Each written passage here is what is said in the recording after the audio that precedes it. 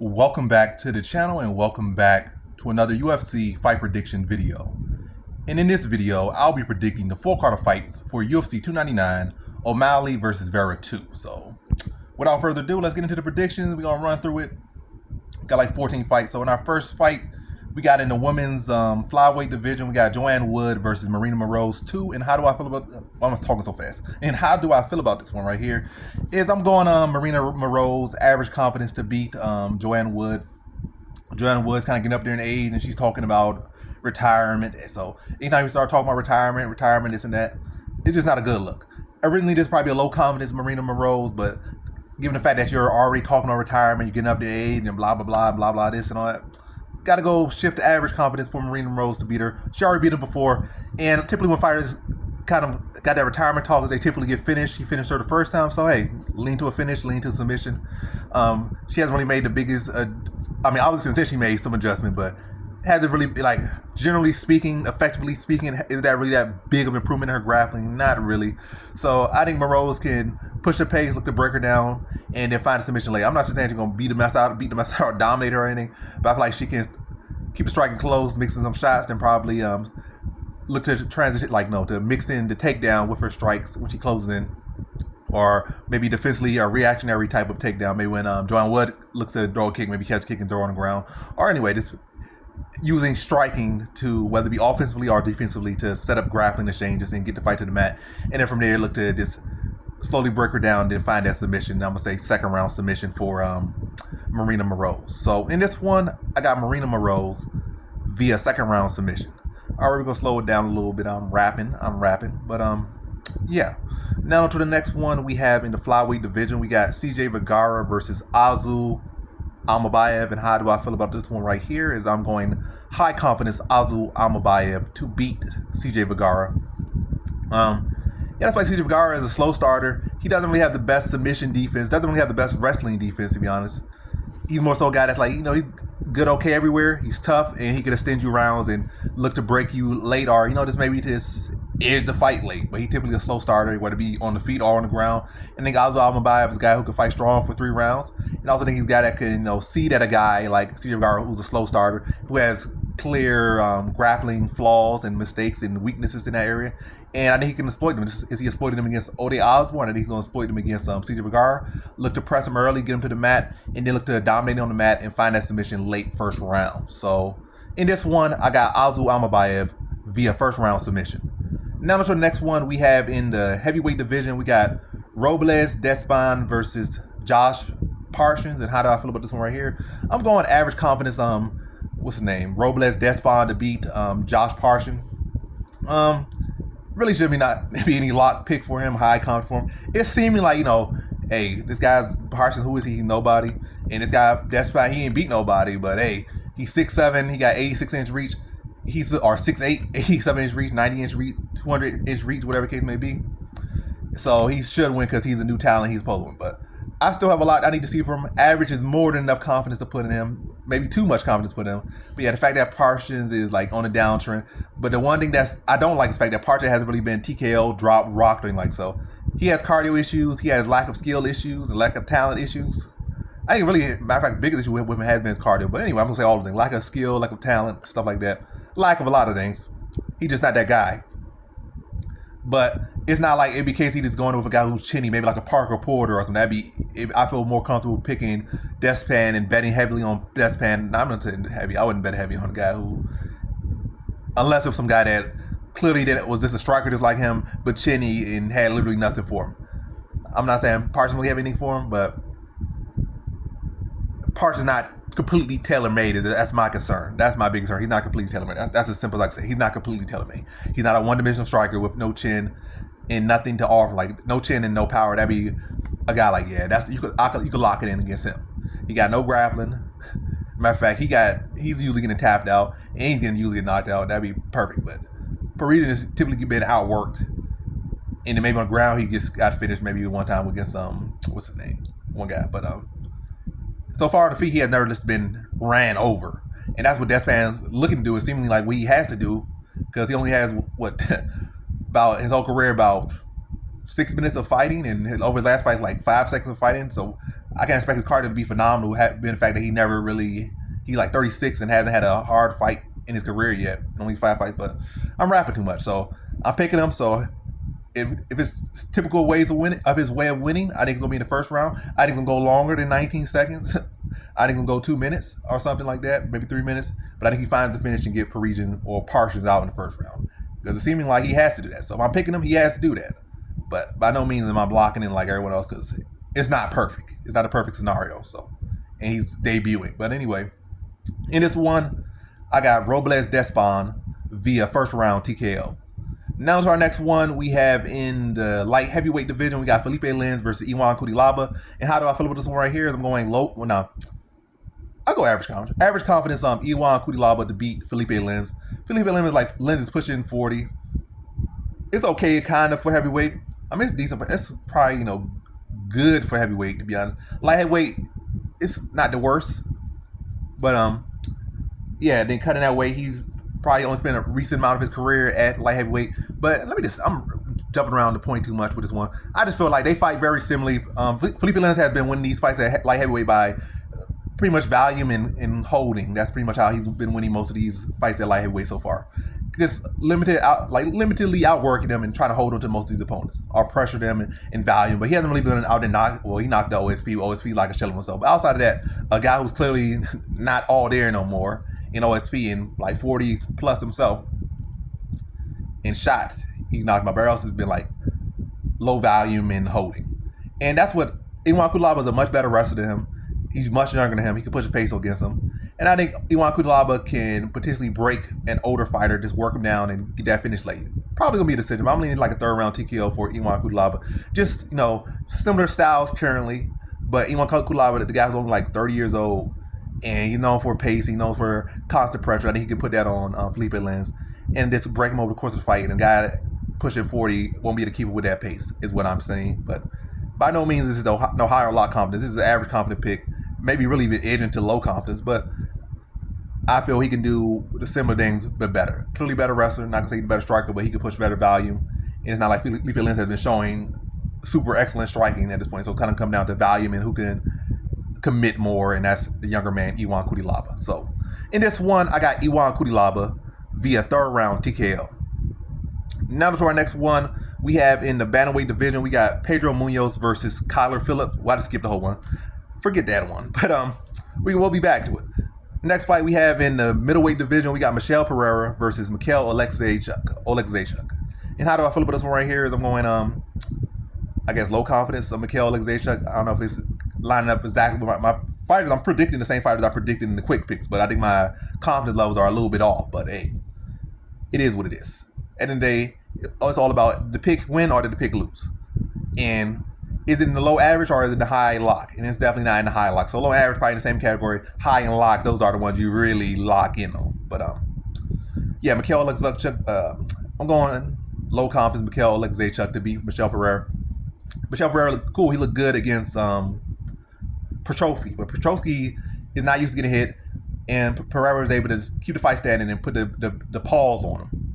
Mikhail Oleksiejczuk, as we have seen at light heavyweight, we've seen at middleweight, he can, he's a striker. He can take some damage on the feet. He can face adversity, come back, bite down on the mouthpiece, and stay in the fire and win fights. Petrosky can't. Where Oleksiejczuk has actually lost fights is getting wrestled up. That's where he has lost pretty much all his fights, outside of maybe one, and that fight was close and probably controversial. Any one fights he won was close, controversial when he went in there with a striker. So, yeah, it's not really like he has a pattern of having great issue with strikers. It's been grapplers, especially at light heavyweight with size and grapplers. Middleweight, it's pretty solid grapplers grapple him up, but yeah, his issue has not really been strikers. I think he could push a pace on Pereira, and again, we haven't really seen Pereira fight 3 rounds, looking good through 3 rounds at no point in his UFC career. Maybe like 1 or 2 fights, but for the most part, Pereira seemed to dip off after like that 1.5 and just kind of rely on his early lead and just maintaining that, maybe mixing a takedown just to edge around. But he has not looked great beyond 1.5, to be honest. In the majority of the fight. The majority of the fight, he looks like great for 1.5, then beyond that, he looks kind of flat. And Mikhail Oleksiejczuk will constantly pressure him. And I think he more than holds on the feet with him. And he could push and maintain that pace for 3 rounds, if not turn the intensity up. And I think he's going to break Pereira over the course of those 3 rounds. I think he puts him away in the third round with constant pressure, and eventually finds that TKO in the third round. So in this one, I got Mikhail Oleksiejczuk via third round TKO. Now to our next one, we have in the bantamweight division, we got Pedro Munhoz versus Kyler Phillips. And how do I feel about this one right here? Is I'm going Kyler Phillips, low confidence to beat Pedro Munhoz.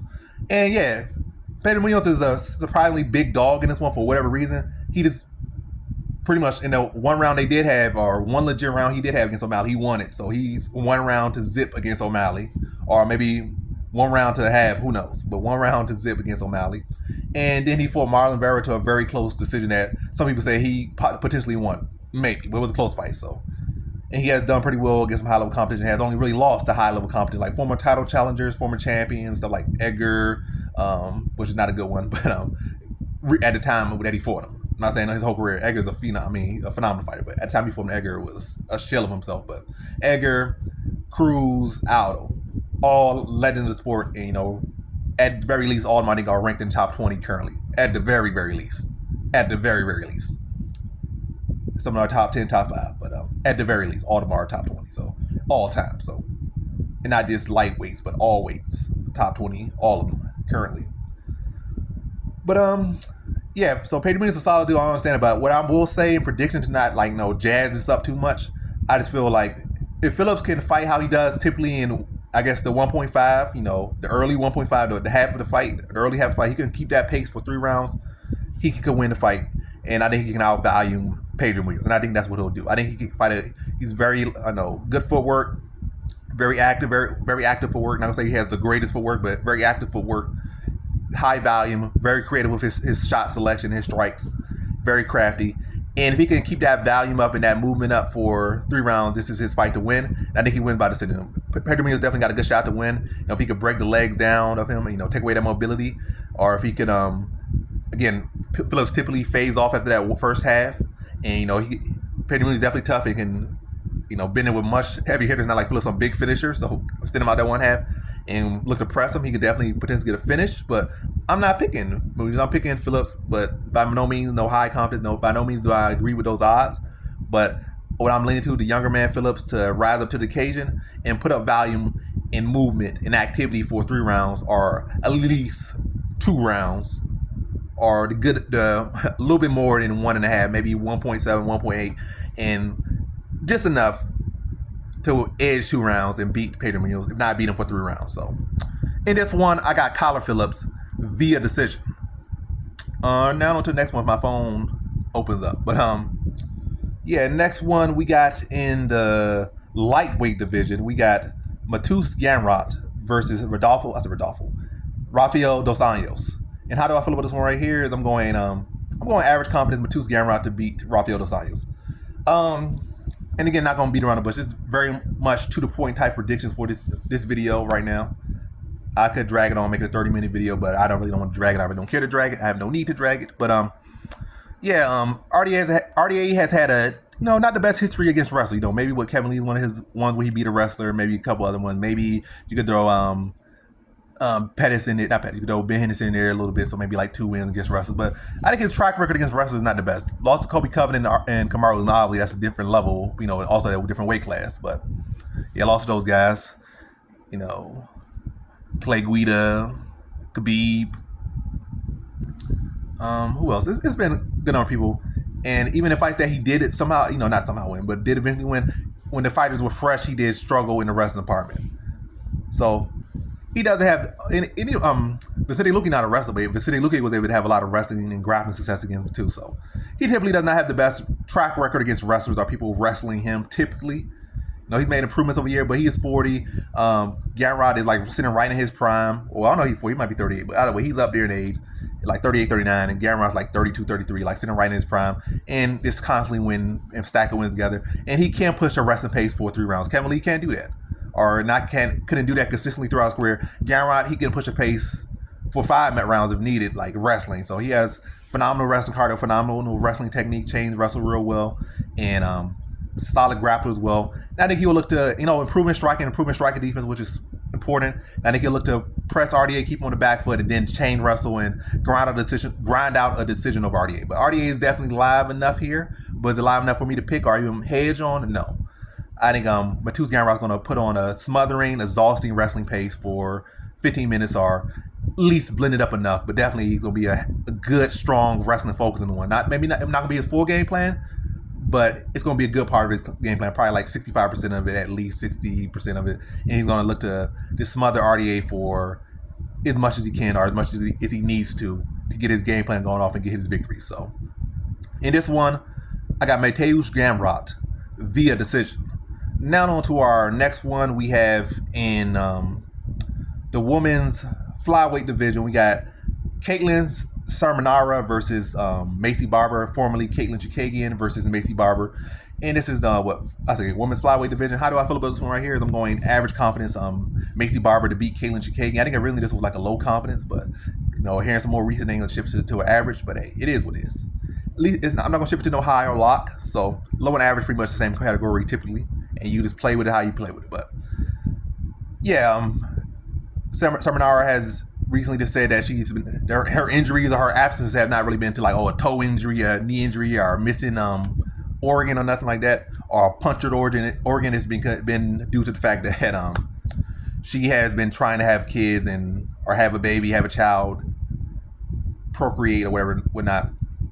And she's been struggling, so she's been taking these surgeries and going through these procedures and whatnot to, have a kid. And she had 2 or 3 miscarriages over this time, and she's coming back to fight it because she needs a different stress in her life to take her focus off, the failed pregnancy. So that's not a good look. And I think she'll be suspected to buy. So finish might even be open if Barber is that vicious, or she's that much of a winner, and she'll go for the weaknesses that are there. But maybe Cerminara is playing high level chess. But whatever the case may be, I think Maycee Barber, she's younger. Well, she is younger.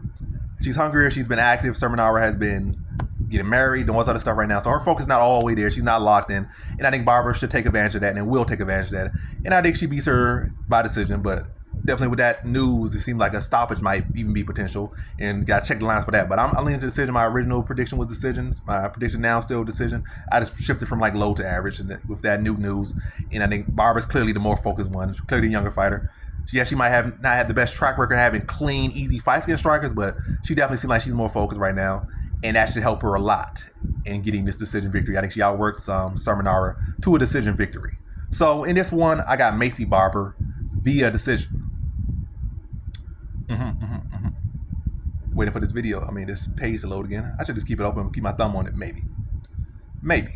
But now to our next one. We have in the heavyweight division, we got Curtis Blaydes versus Jailton Almeida.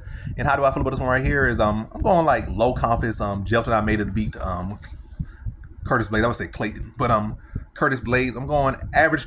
I'm going low confidence Jailton Almeida to beat Curtis Blaydes. Again, low confidence Jailton Almeida to beat Curtis Blaydes. But yeah, I just feel to get to the point not being around. But I think this is a tough matchup. Curtis Blaydes could potentially use his wrestling defensively to keep it standing, and seemingly he has the only one who seems to have some history of striking. He has wins over TKO and Junior Dos Santos, and knocking out what was his name, Chris Dawkins, and I think maybe another one. And he had some success striking over him, so he has had more success with striking. Clearly, he has shown more striking, but I'm leaning into the fresher face, the new momentum. It seems like Curtis Blaydes always choking these big spots, so no real trust him in this spot, so I'm leaning to Jailton Almeida. And also in the grappling, it's not like Curtis Blaydes has shown phenomenal takedown defense. Knowing that this is that guy's only path to victory, or seemingly his only path to victory, Blaydes' takedown defense probably be sharper than it has been in the past when the few times people have tried to take him down. But I'm not leaning to all this positive. I'm leaning against him. So I feel my biggest gripe with him, even not win or lose, is the fact that he has this good wrestling and he's so good at it, or getting takedowns so powerful. But when he gets to the ground, it seems like he never wants to play any jiu-jitsu. You don't see him like taking nobody's back and sinking hooks in or anything like that, or even a single hook. It's like he just kind of straddles over his opponent and kind of just hovers over him instead of really securing position. And that would save his cardio a lot, where he could just take these positions and just, even in wrestling, like not even just jiu-jitsu, but wrestling has a position where you take people back and you put hooks in. Hooks not exclusively for BJJ. Maybe like body locks with your legs is different, but people in back, they got riding time in folk style. So it's not something like you should have that ability. It shouldn't be like you kind of allergic to any type of hooks. Like he just hovers over people's back. Like he do all this taking down, but he never like uses any bit of jiu-jitsu or even folk style wrestling to secure the position and really allow his opponent to carry his weight and work to stand up like more so. He just kind of hovers on him, and that just takes more energy out of you. He never really looks to work winning submission. Like, he just so negligent on his grappling. Maybe he does it in the gym, but doesn't carry it to the cage. But that would have made these fights so easier for him. He would have been able to finish Volko without having to go through an exhausting 5-round fight and being close to arguably losing that fight due to just exhausting himself, where he could have just learned jiu-jitsu. Yeah, I'm talking too much, but I think Almeida, wrestling never improved. He's a strong guy, even though he's really a light heavyweight. At least he's showing the ability to use all the skills, especially in grappling. Blaydes seemed like he just completely made a pact to not use any jiu-jitsu in the cage. But yeah, I think in this fight, if Blaydes gets a takedown on Almeida is not, worse. He's not out of it. But if Almeida is able to secure position on Blaydes, if his offensive grappling looks non-existent, his defensive grappling, especially probably on bottom, is probably very poor as well. So I don't know. I think it's going to be a tired, exhausting fight, but I think Almeida is going to be able to be more comfortable in the grappling exchanges than Curtis Blaydes, be able to outwork him, and probably surprise him a bit on the feet, probably touch Blaydes. I think everybody probably have a better chin than him. I'm going to say he has a better chin. He got knocked out some heavier, but I think Almeida's going to surprise him a bit on the feet enough that Blaydes not going to just try to come in there and then he just walk over him. Probably touch his chin a little bit and rock him, probably make him see little stars a little bit. And the grappling change probably be very competitive, but Almeida on bottom will have moves and have sweeps and reversals and whatnot like that. Whereas Blaydes is going to be like a dead duck if he ever ends up on his back. And Almeida's going to look to tap submissions, but Blaydes' size is probably going to keep him in the fight. So, Almeida might be having a better technique, being the better technical grappler in those positions. He might not, just like with the Lewis fight, he wasn't able to get those submissions because Lewis is like, an actual heavyweight, and he has actual size, and he's actually a really strong guy, so those submissions are hard to get on him. Also, the body locks were hard to get on him, a little to that belly he got. But yeah, I didn't go to the decision. I think it was a sweaty decision, but I think Almeida is going to outwork him down the stretch, and again, probably have stronger top positions and do more with that, and also probably be able to get body locks on him because he, Blaydes is a bigger guy. He's not really round around the belly. It might not be as physically strong as Derek Lewis, but yeah, I'm going Almeida just to slightly outwork Blaydes and thrive better and better, not the best positions where I feel like because of Blaydes' negligent to grappling or BJJ is going to hurt him in those when he's not on top or not in completely advantageous positions. So in this one, I got Jelton Almeida via decision. And I got way too much about that one. But now on to the next one. It's also a long card. We got in the bantamweight division, we got Petr Yan versus Yadong Song. And how do I feel about this one right here? Is I'm going on low confidence Yadong Song to beat Petr Yan. Yeah, let the fanboyism go. Y'all been like slicing man up. This man been losing, but he got a strong fan base. Those people are die hard. Like, this guy is the greatest striker of all time. If Petr Yan even wins one more fight, he's the best overall fighter that ever lived. The man's on a 3-fight losing streak in 1 and 4 in his last 4. 1 and 4 in his last 5. Get off the man's nuts. He's not that good. He never was. He was a solid fighter, but he was never the second coming of Jesus at any point. That's what I'm saying. And he's definitely not now. So get off his nuts. But to the point with this one right here, I think they're both solid fighters. Yes, Petr Yan probably a more technical fighter, but again, he's on a 3-fight losing streak and not on the best track record. And I think Song Yadong is good enough to keep this fight close. Petr Yan has a tendency to give up the first round, and I think Yan can take that first. I think Song Yadong can take that first round. Well, Yadong Song can take that first round, and then edge around, whether it be second or third, close enough. Probably land the heavier shots, or maybe even clipping Petr Yan. Maybe with a Stephanie, Yan has a tendency to high guard and dip, and maybe Song Yadong or Yadong Song trains for that, catch with Stephanie, maybe wobbles him enough, and that edges around. But I think he's good enough to take the first round that Petr Yan seems more than comfortable enough giving up to everybody, or a lot of people, and then edging another round out of those remaining 2 rounds to edge a split decision over Petr Yan, even if it's potentially a robbery. But yeah, so in this one, I got Yadong Song via decision. Now to our next one, we have in the welterweight division, we got Gilbert Burns versus Jack Della Maddalena. And how do I feel about this one right here? Is I'm going Jack Della Maddalena, average confidence to beat Gilbert Burns. I feel like Jack Della Maddalena, his last fight, he gave up a lot of those positions because he was chasing submissions. I think he's going to be smart this one, especially going with Gil Burns. and he's gonna stuff those takedowns and not play jiu-jitsu with him. And look to work behind the jab and break Gil Burns down. Gil Burns on the best momentum. He's like 38 years old, which is a terrible age for welterweight and below and whatnot. And I think Jack Maddalena is gonna look to be a forcer out there, stick jab, stuff the takedowns, break him to the body, jab and body shots, and break Gil Burns. I think he puts him away in the second round. So in this one, I got Jack Della Maddalena via second round TKO. Now to our next one, we have in the welterweight division, we got Kevin Holland versus Michael Page. So the long-awaited past due, actually, not as excited for his debut after all these years. Michael Page joining the UFC. And how do I feel? I already said I feel average confidence, not low confidence Michael Page to beat Kevin Holland, but anywho. Yeah, to the point, I think Kevin Holland's a solid fighter, but I think just like in the one boy fight, I already see kind of what his game plan is for karate guys. He doesn't have I guess he's not as agile, not as mobile as those guys, and they're more flashy and probably faster footwork than him, or definitely faster and flashier than him. So just like in one fight, he can probably throw front kicks out to try to probe him, maybe some leg kicks out there to try to cut him off, and then he's gonna try to time him with a right hand. The same exact game plan here, or maybe an elbow, right hands and elbows, try to catch him, intercept him coming in, the same way he tried to do with Wonder Boy. But I think Michael Page has already seen his game plan, and he's going to have similar success to Stephen Wonderboy Thompson. And also Kevin Holland, just in general, in a lot of his fights, he just seems to lack that dog. It seems like he kind of even gets like the shell of Ponzinibbio and the shell of Alex Oliveira. It seems like it took him a long time to find his mark at welterweight. Like it took him a long time to find the right, even over shells of himself and Tim Means. It took him a longer time than it should for him to find those shots. But yeah, I think it'd be a close competitive fight. Definitely guys trying to fill each other out, land those shots. And again, Holland's whole game plan would be like to probe and try to time him with a right hand. And Page is going to have to adjust to that. Probably mixing some leg kicks on, some spinning back kicks of his own, some crafty stuff out there, try to throw some feints out there to draw Holland's strikes or draw off his timing or throw his timing off. And it's going to turn up in a close fight. It's going to have points to turn to a point fight. And then Holland's going to be out there probably struggling with the speed and timing of Page. And just trying to find a shot, but not been able to find his mark, not be able to find his timing. Probably start talking trash and still be missing, get hit with some shots and eating them like he typically does when he's frustrated and can't really find the mark. And just and he's not going to pick up the tempo or anything either to, do what needs to be done to find that finish if he needs it, or to win that round. He's probably going to, just like in the Maddalena fight, just kind of step off the gas and continue fight lackadaisical. And Page is going to outpoint him as he has done, as he has done his life. He's a karate kickboxer guy. That's what they do. They point fight. And you're going to play him in a point fight and lackadaisical, he's going to outpoint you, and Page is going to outpoint him in this fight. That's what I see happening. So in this one, I got Michael Page via decision. Now to our next one, we have in the lightweight division, we got Dustin Poirier versus Benoit Saint Denis.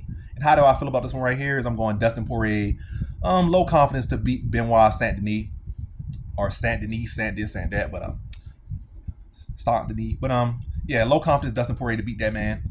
I think Benoit Saint Denis is a solid fighter, but this is definitely a big step up. He went from beating Macrovola, no disrespect to Macrovola, but Macrovola's like top 15, barely top 15. No insult, but he's barely top 15 or anything like that. And then he jumped to fight a guy who has been in like the top five for probably 5 years now. Top 10 probably for like 10 years.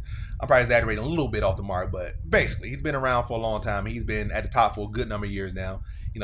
Fought for the title like 2 times, fought for an interim title. No, fought for the undisputed title twice unsuccessfully. Fought for an interim title, won that. Fought for a BMF belt, unsuccessful, but it was an interim BMF belt. He definitely would have won it. But yeah, I think Benoit's a solid fighter, but I think Poirier's been slept on a lot, especially in the odds. He's almost like a 2-1 underdog here. I think he can address the wrestling of Saint Denis. He didn't really address the style of Saint Denis. Saint Denis is not really like this smooth fighter. He kind of had like smooth moments, but he's typically kind of a crasher, running there, chin up, throwing big kicks, empty kicks, and looking to really to break you down and work you, like press you, hit you hard, and break you. And I think Poirier has much better defense. Saint Denis really don't have no defense. The chin's all the way up in the air. His offense is his defense. And I think Poirier will exploit that. I think in a fight like this, especially 5 rounds, which I think favors Poirier, to be honest, I think Poirier's defense will come in big. I think if he's hurt, he can actually cover up and defend. Maybe a smart forward move for Saint Denis if he does hurt Poirier is to look to duck under and drag him to the mat. But I think Poirier would do a good job of defending the big shots from Saint Denis and looking to counter. And the counter will be there all day. And really just in general, the offense will be there because Saint Denis, again, is open for the kitchen sink. So I think he's a tough, solid fighter, solid talent, but I think Poirier's experience will come through. And this is a big jump up and Sandy hasn't really sanded out all his skills. But I'm pretty sure he's been making improvements. I think he's going to jump up, try to rise to the occasion. But I think Poirier is going to show him that there's levels, just as Rosenstruck showed Ghazi of last week that there are levels. And Poirier has shown plenty of people that there's levels. So just like Gaethje showed Fiziev there's levels, I think Poirier's going to be a case to show love like that. And I thought Gaethje, when he went to Fiziev fight, I thought like, oh, he's done. And people thinking now Poirier's done and blah, blah, blah, blah, this. And Poirier went to the last fight the favorite, and I don't know. But yeah, I think Poirier's experience and defense is going to play big factors in his counter ability, his striking, inside his lack of defense, and limitations in his striking. And I think Poirier's going to do a good job of stuff to takedowns, especially with them being not really being set up the best, more so aggressive. Just everything about him is aggressive. He looks to set things up with aggression. Now, everything Sandy does is off aggression and sacrificing his own livelihood, his own health. And Poirier will be more than happy to take some years off his life and some health. Maybe not that. He'd be more than happy to capitalize. He might not want to hurt the man too bad, but in a fight, you can't help, but you can't be nice. And I think he's not going to play nice when he's going to touch him when he coming in with his chin up, swinging square. He'll catch him with check hooks, stick it with the jab, catch him coming in, duck under, swing, hit him with overhand. Clean overhand, not sloppy overhand, like a clean, crisp overhand as the man coming chin up in the air, squares him up, be open for the overhand, open for the check hook, be open for the jab, again, open for everything.